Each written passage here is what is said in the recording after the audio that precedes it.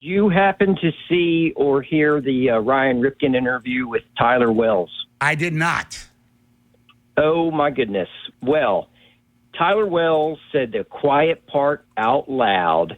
He said, and he used this word 5 or 6 times, he goes to Tampa Bay, gets into their clubhouse, and he starts talking about some of the interactions with the guys on that team, and he says this clubhouse is the most selfless team he's ever been a part of. And he went on to say they'll do anything they can to get guys on base, do anything they can to score runs. They'll bunt, they'll do whatever. They'll sacrifice. And then he didn't say this. Well, he actually did say, you got to listen to it. Okay. He basically said that it's different than, and he didn't use the word selfish, but he should have, worrying about hitting a home run a mile long. He didn't say this, but knocking out the windows in the warehouse.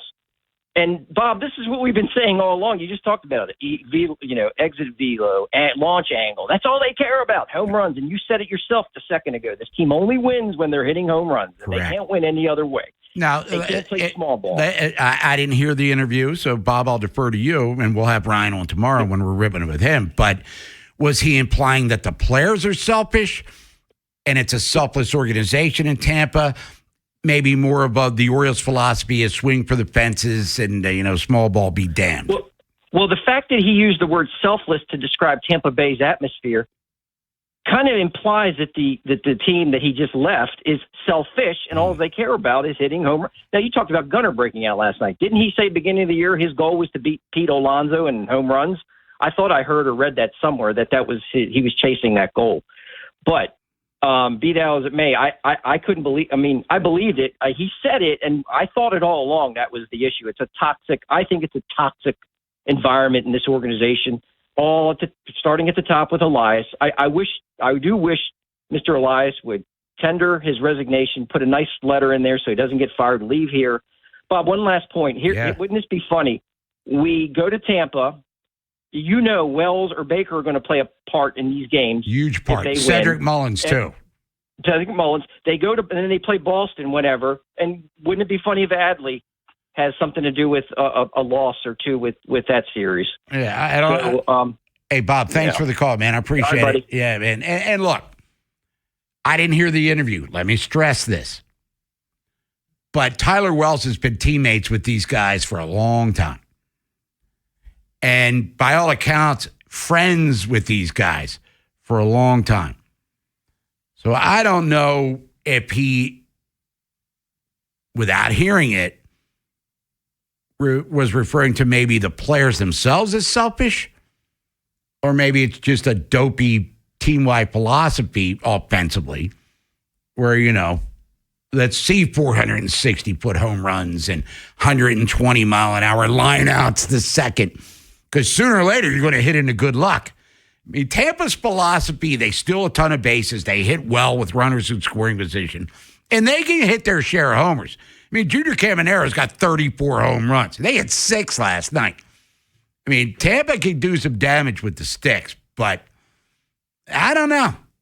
Ryan maybe can put more context into it, and we'll get into that tomorrow. But let's get out to the phones. Let's go to...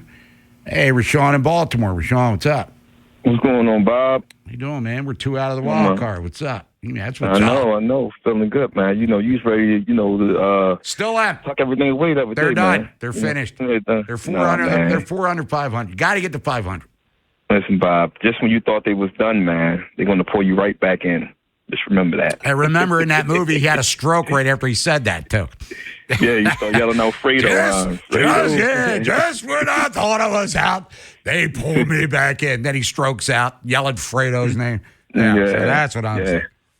No, like the caller said, man, I ain't hear the interview either, but all that he say, she say stuff. And when we were in high school, he said this, and he said that, and he also said this, and but I do think Tyler Wells and Brian Baker can't wait to face their former team, because it seems like, every pitcher we face that, we used to play for us have a coming out party against us. So. And it's the surprising thing, too, for both. Well, Baker was the first guy to go before the trade deadline last year. And he turned into a compensatory pick, which turned into Slater DeBron, who turned into Shane Boz. So there's this Kevin Bacon 6 degrees of this, that, and the other.